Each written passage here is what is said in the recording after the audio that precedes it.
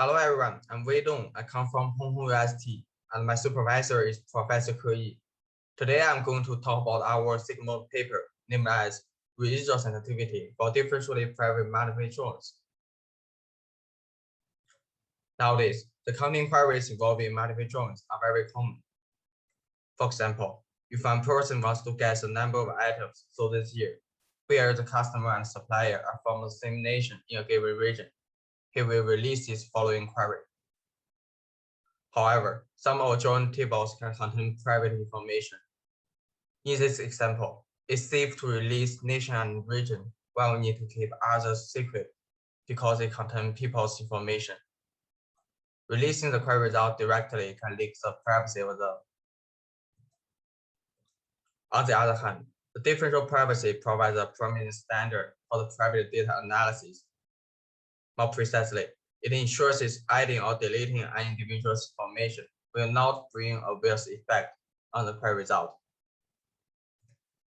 Follow the previous example. One person's information is added into the supplier table. When we compare the query results before and after this addition, if they are very similar, then we can now determine whether this information is added or not, and the privacy of this person can be protected. Let's see the formal definition. The query queue counts the join results from n relations. Here, we focus on the self-join free queries, thus these relations are distinct. We use P to denote the size of private relations, and NP denotes its size. The database instance I contains n relation instances, and denote big N as its size.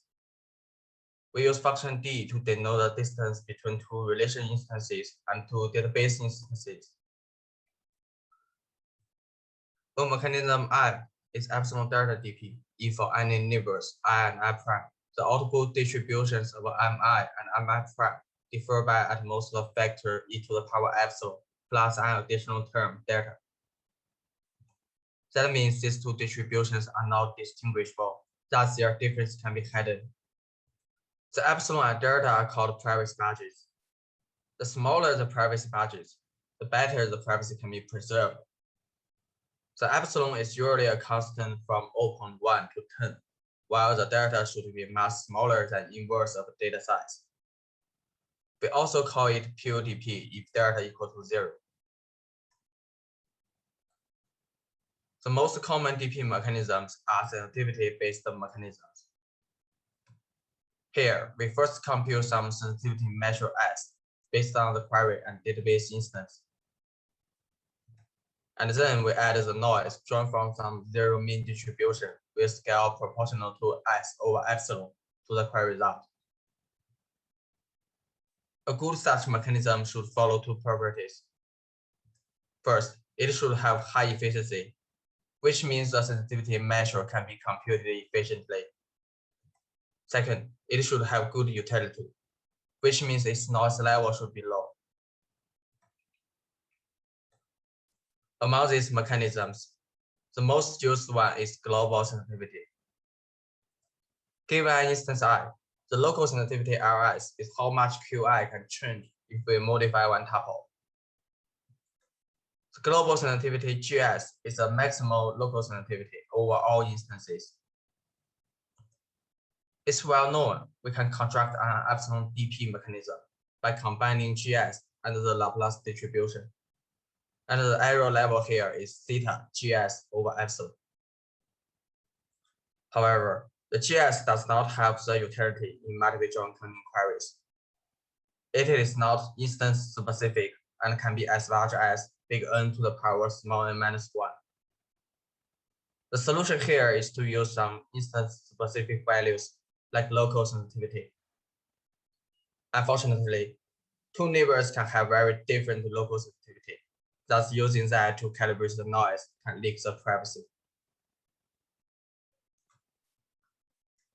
To address this issue, NISM proposed a small sensitivity.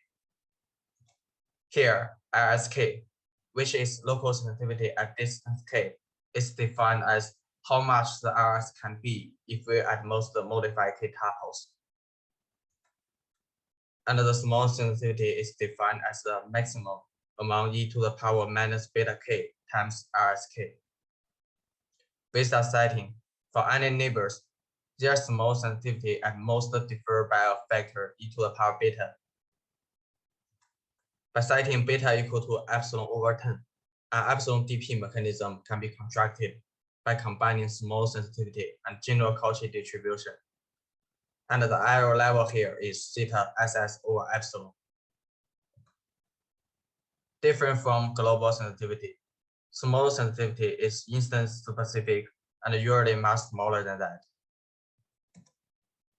However, it suffers from a high computational cost.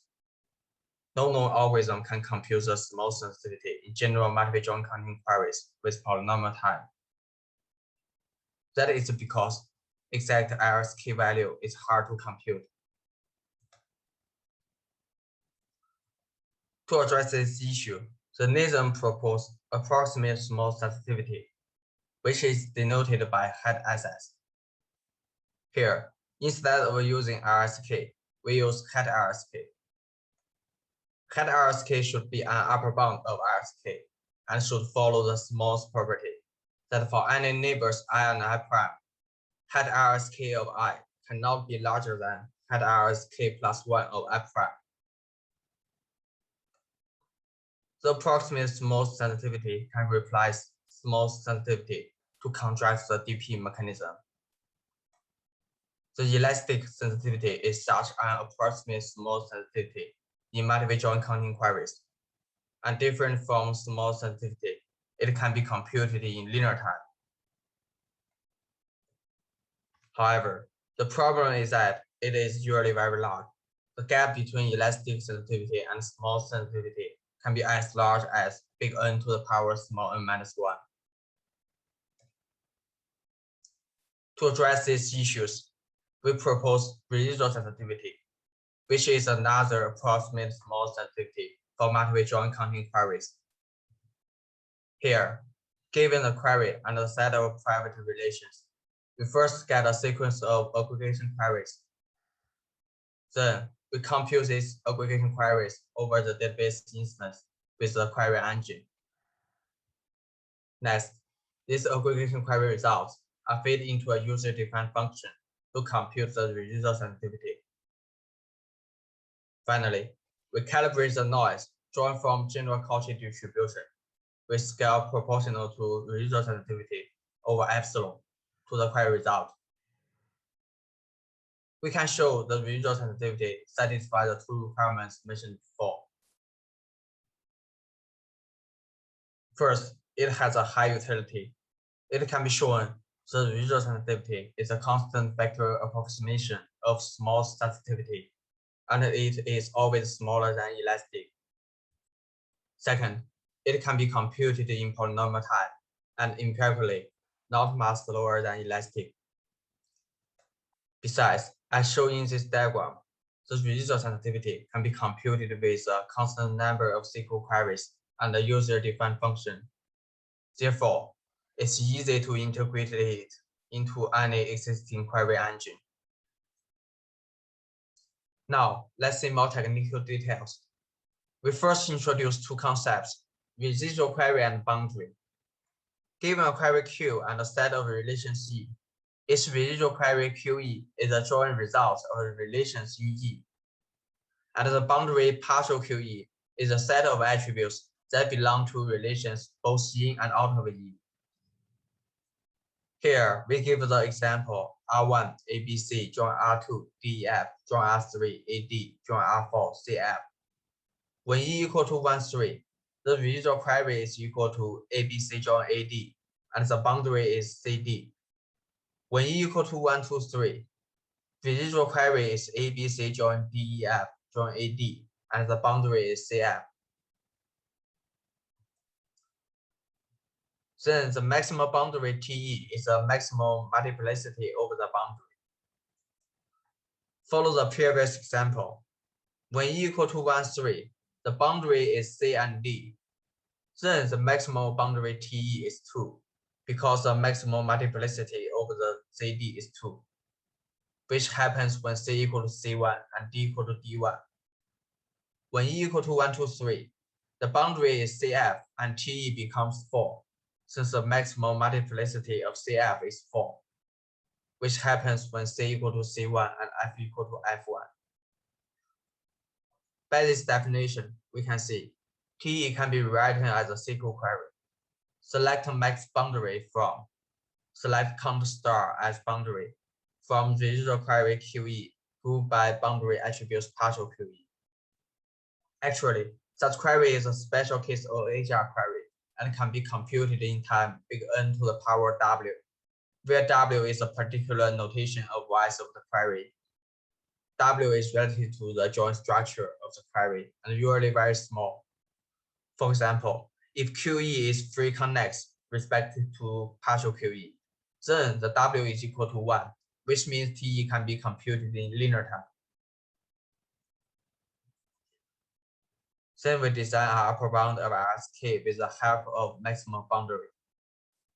If we use S to denote a distance vector and SK to denote a set of possible distance vectors between two instances having k distance, then the upper bound of RSK can be formulated with TE and SK. It can be shown the head RSK satisfies the smallest property, and it can be computed in time k to the power small n. Follow the previous example. Assume the private relations are R2 and R4. Then the SK contains k plus 1 elements, and the head RSK is equal to 2k plus 4. Finally, we use the proposed head RSK to construct the residual sensitivity, and we can show it can be computed efficiently. To compute RS, we first need to compute several TE, which can be done with constant number of queries. Then we compute head RSK and RS. It can be shown for residual sensitivity, we only require head RSK for k is smaller than a constant. Besides, as shown before, head RSK can be computed in constant time if k is constant. That means we only need constant time in this step. After showing the efficiency, let's see the utility. First, it can be shown the ratio between RS and SS is at most a factor relative to small n and beta, which are both constant in our setting. That means RS is always a constant approximation of small sensitivity. Second, it can be shown ES is always larger than RS, and their gap can be very large. For example, in n-cycle join and the instance shown in the right, their ratio can be as large as omega big N to the power small n minus 1. Finally, we can see the residual sensitivity can be easily integrated into any existing query engine, since it can be computed by several SQL queries and a user-defined function. To show this, we implement a demo system with PostgreSQL. Besides, the residual sensitivity can be easily extended to support more queries. The first one is a query involving selection and projection. For the selection involving single relation, it can be applied in a pre-processing stage. For other selection and projection, we can just ignore them. Here, the residual sensitivity is still a valid approximate small sensitivity, but not guaranteed to be a constant approximation. Besides, the residual sensitivity can well support the group-by operator, since it has been shown in previous work that any approximate small sensitivity can be applied in high-dimensional data. We also implement some experiments to compare the residual sensitivity and the elastic sensitivity. Here, we use TPCH benchmark and Facebook Eagle network data. For TPCH benchmark, we select query 7, query 9, query 5. For Facebook data, we test some subgraph counting queries. To compare RS and ES, we set beta from 0.01 to 0.64, and part of the results are shown in this below table. Here we use TPCH dataset with 1 scale. In conclusion, The average ratio of ES over RS is from more than 20 to more than 1 million, while the RS uses no more than 10 times of running time compared with ES. This is only a part of our experiments, and please read the paper for more if you are interested. Finally, I want to talk about 3 open questions. The first one is how to extend our work to support the self-joins. That will help us support more queries like subgraph counting queries. The second one is how to handle the counting queries involving projections and selections. As shown before, we propose several trivial ideas, but the question is whether can we do better. The third one is how to consider the foreign key constraints. On one hand, the result sensitivity does not consider it. On the other hand, the current work only focuses on self-join free query with single private relation. And it is still an open question to address a case with multiple private relations and self-joins. That's all my presentation, and thanks for listening.